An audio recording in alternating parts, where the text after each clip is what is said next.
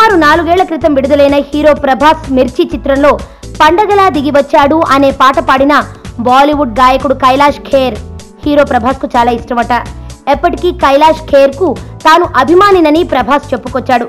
Baahubali 2 Hindi version పాటలను ఈ రోజు విడుదల చేశారు. ఈ సందర్భంగా తన ఫేస్బుక్ ఖాతాలో ఈ ఆల్బమ్ ను ప్రభాస్ షేర్ చేశాడు.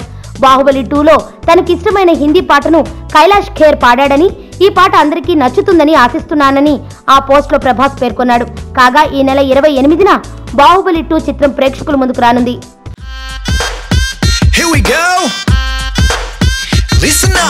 ఇంటి ముంగటున్నది పానీపూరి, రోజు 2 ప్లేట్లు బుక్త నేను ఖాళీ దూరి, ఆడు చనా ప్యాసు తెచ్చి సొంటి పానీలోన ముంచి వెట్టె తిన్నంక అడుగుతా ఖాళీ పూరి. అరే అన్నా